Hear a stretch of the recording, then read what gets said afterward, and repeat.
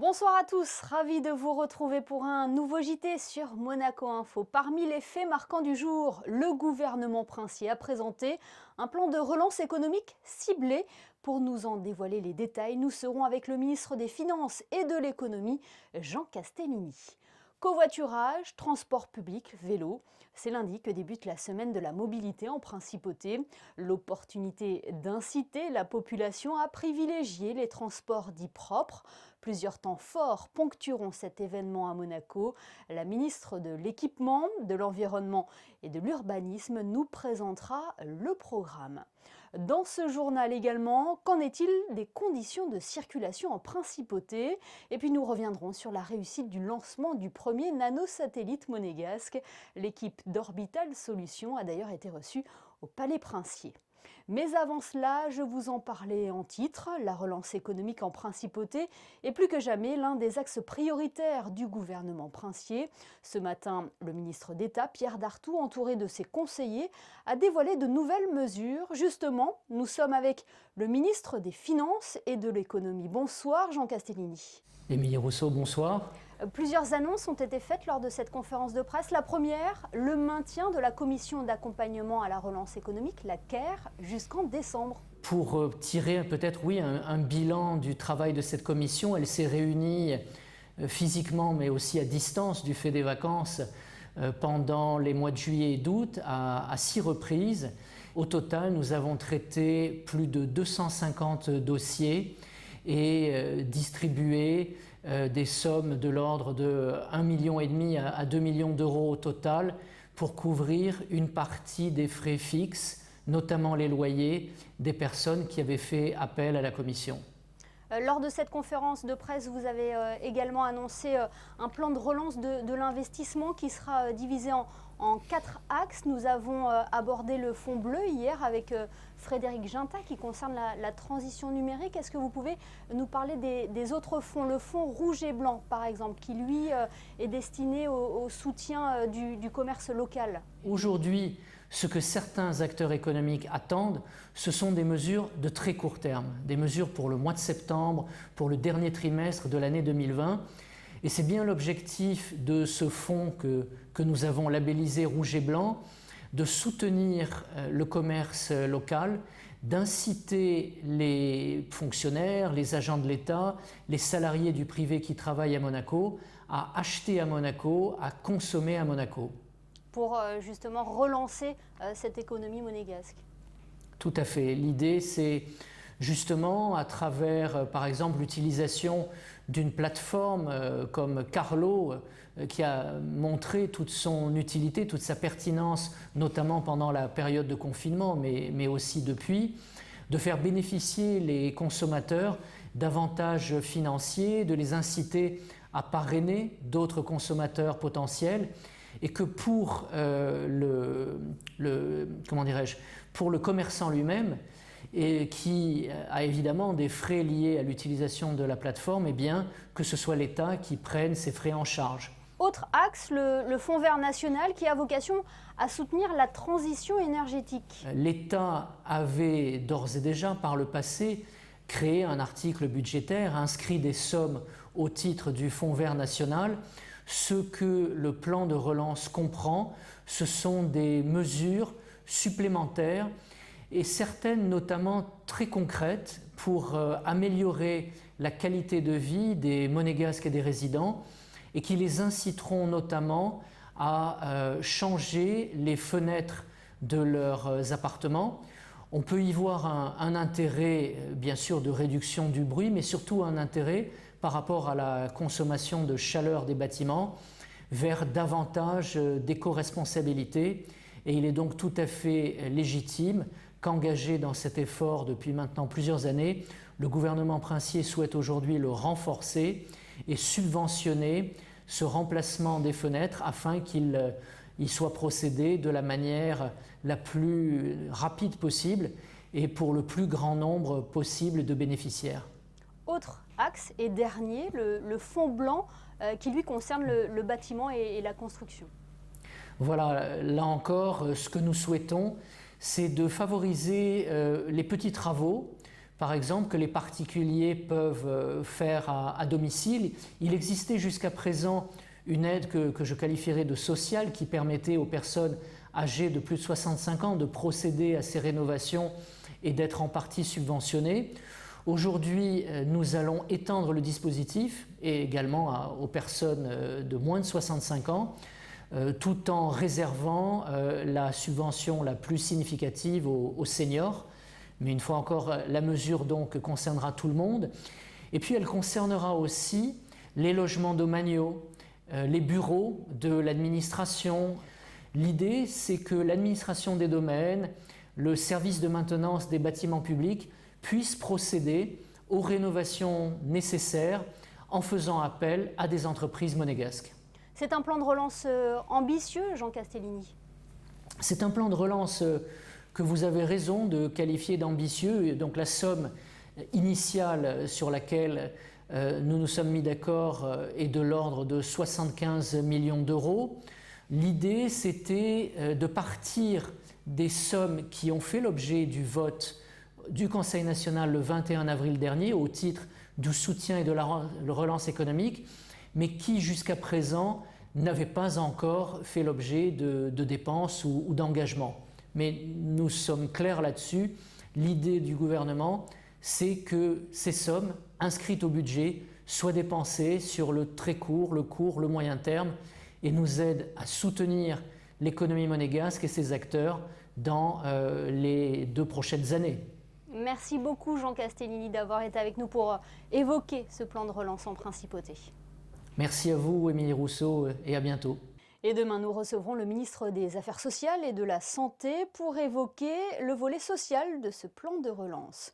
Faisons le point à présent sur la circulation en principauté. Cela n'aura échappé à personne. Elle était quasi nulle pendant le confinement. Qu'en est-il aujourd'hui avec la reprise de l'activité? Est-elle comparable à celle de l'an dernier? Élément de réponse dans ce reportage de Fabien Bonilla. 9000 véhicules seulement, c'est un record, c'est le nombre de voitures qui ont circulé un dimanche au mois de mars en plein confinement, alors qu'habituellement il y en a plus de 30 000 en moyenne ce dernier jour de la semaine. Depuis la fin du confinement, ça a évidemment changé, les statistiques sont forcément un peu à la hausse. Alors ce qu'on a constaté, c'est que depuis le début septembre, donc la rentrée scolaire en France, c'est qu'on a un peu plus de monde qui arrive sur Monaco.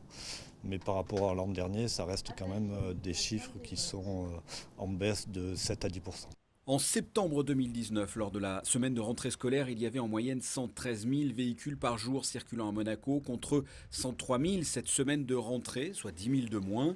Le télétravail est peut-être une des raisons de cette baisse. En tout cas, pour améliorer le trafic en principauté, une nouveauté. Un partenariat entre le Centre intégré de gestion de la mobilité et l'application mobile Waze, qui est ce que l'on appelle un assistant d'aide à la conduite. Ça nous permet d'avoir sur des trajets prédéfinis un temps de parcours que l'on peut transmettre aux usagers. Donc si on peut voir actuellement par exemple entre Nice-le-Port et Fontvieille, on met 37 minutes, c'est 4 minutes de plus que d'habitude.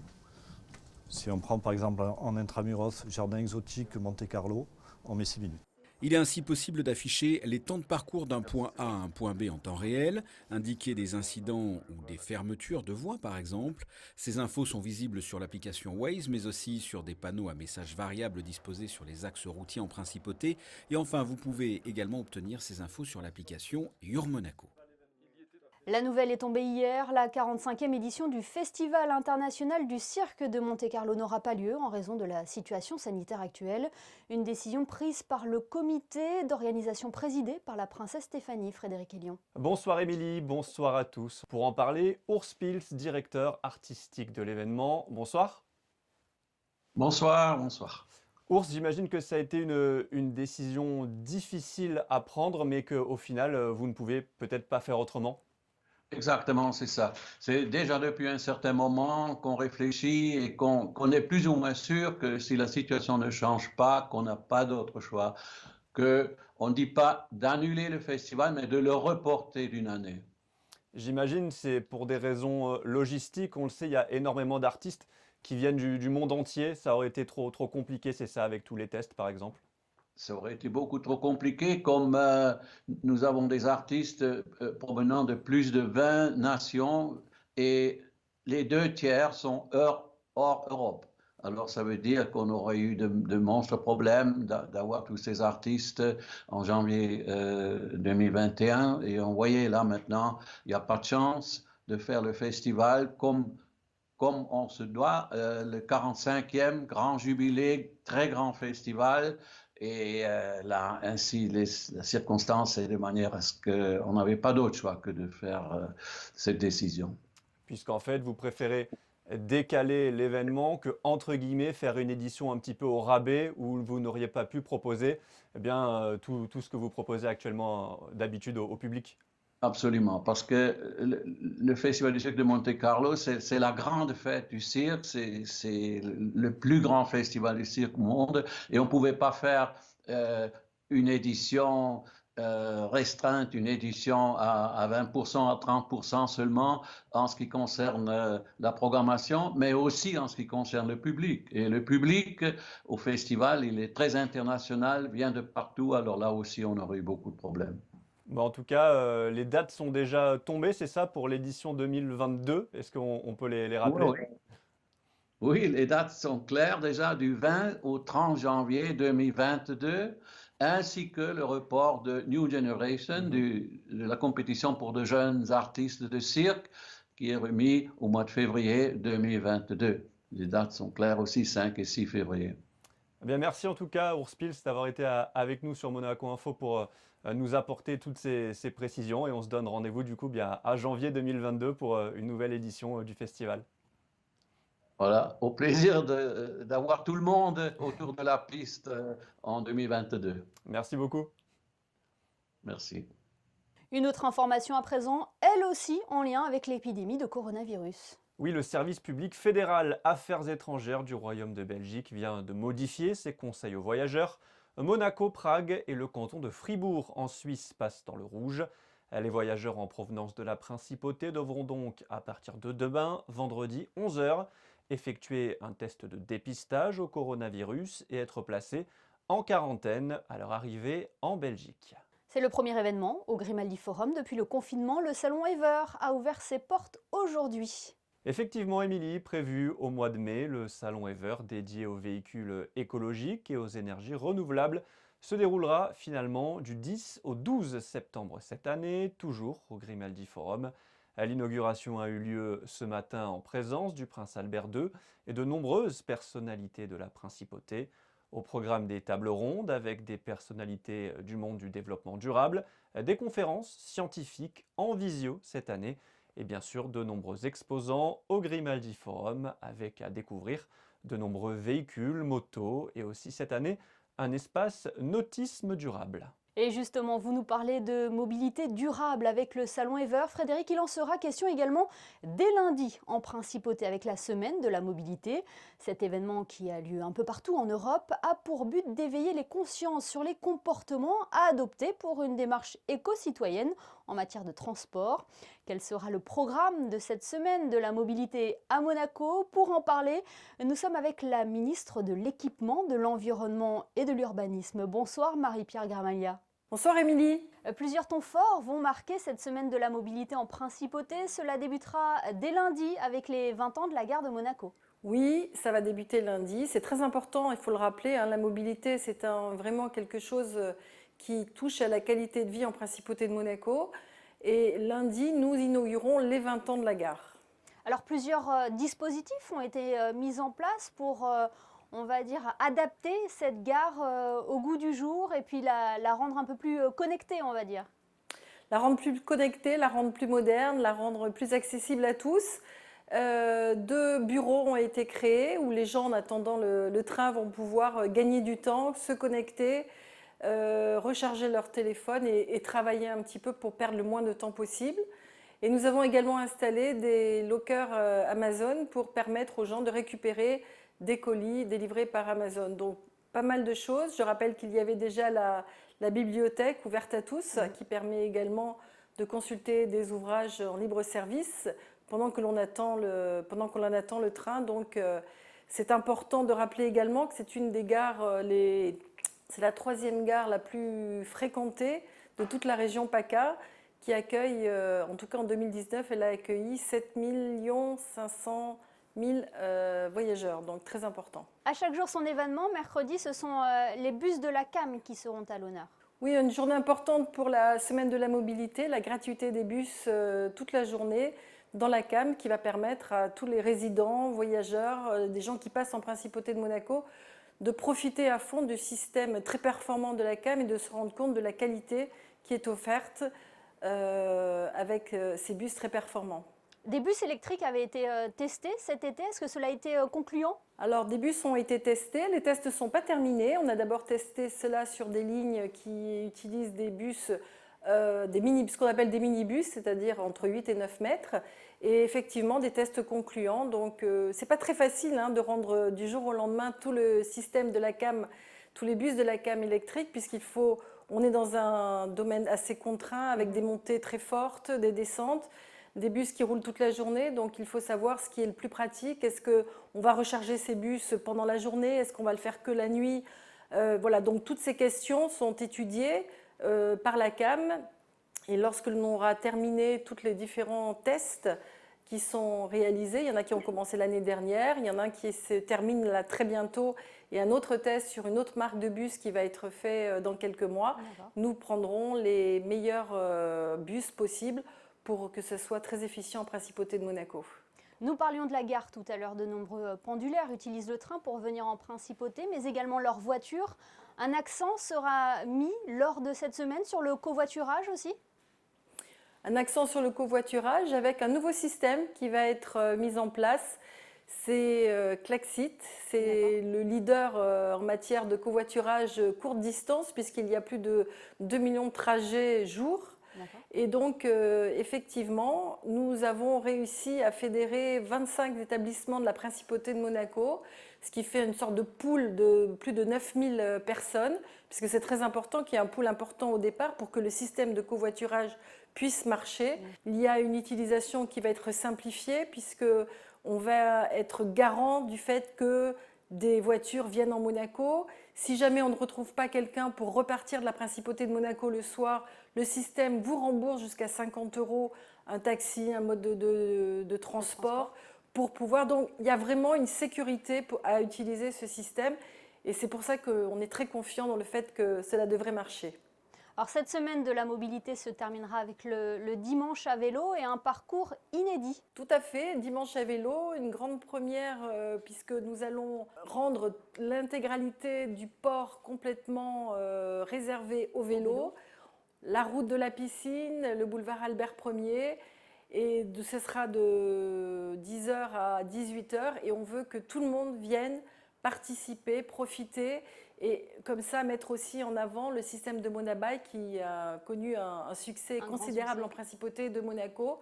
Vous pouvez venir avec des vélos de Monabike, avec vos propres vélos et la route sera à vous en toute sécurité. Marie-Pierre Gramella, on vient de faire le tour de ce programme, cette journée de la mobilité. C'est aussi l'occasion de présenter surtout toutes les actions mises en place par le gouvernement concernant la mobilité durable. On vient de l'entendre, elles sont nombreuses depuis plusieurs années déjà. C'est un atout de la qualité de vie, de la qualité de l'air, que ce soit intramuros à l'intérieur de la Principauté de Monaco ou que ce soit l'accessibilité de la Principauté depuis la France ou depuis l'Italie. Merci beaucoup Marie-Pierre Gramella d'avoir été avec nous aujourd'hui. Merci Émilie.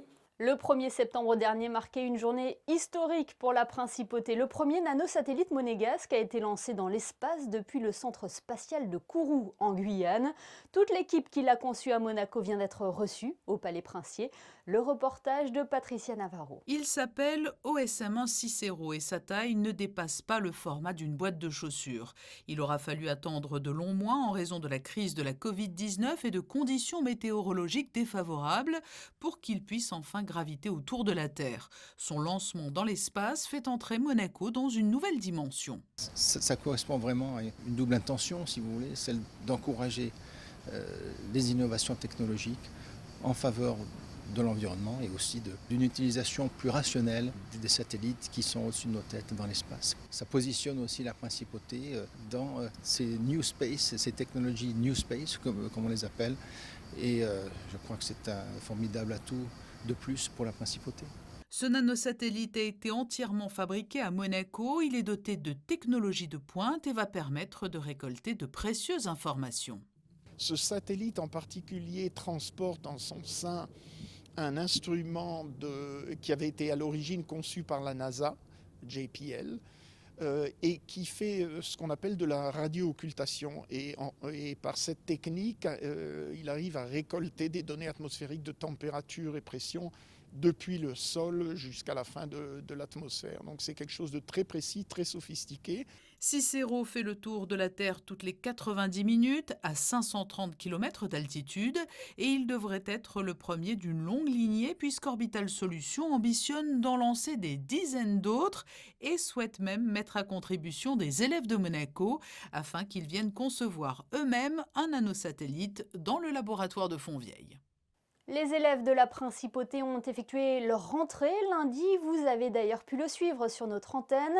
Frédéric, vous avez une information pour les parents d'élèves sur la cantine scolaire. Oui, les parents dont les enfants sont scolarisés dans un établissement du secteur public pourront accéder à la cantine scolaire en ligne une fois que les identifiants leur seront communiqués.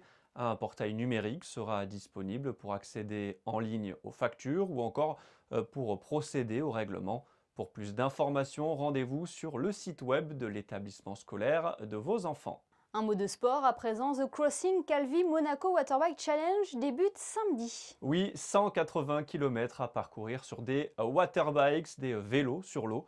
Deux équipes s'affronteront en relais, la team Serenity avec la princesse Charlène, le cycliste David Tanner, Brandon Green et Matthew Bennett. Et la team Notorious avec Gareth Whitstock, le frère de la princesse Charlène, Conor McGregor, la star de l'UFC, Jérôme Fernandez, légende du handball français, et Kevin Crovetto, gymnaste olympique monégasque. Ce défi inédit a pour but de sensibiliser à la prévention de la noyade et à la sécurité aquatique. Le départ sera donné samedi à 14h du quai d'honneur du port de Calvi. Chaque waterbike sera muni d'un tracker GPS. Vous pourrez donc suivre la course en temps réel sur ce lien qui s'affiche en bas de votre écran. On passe aux prévisions météo. Avez-vous de bonnes nouvelles à nous annoncer pour vendredi, Frédéric? Malheureusement non, Émilie. Le matin, le ciel sera très nuageux avec des averses et orages de prévus.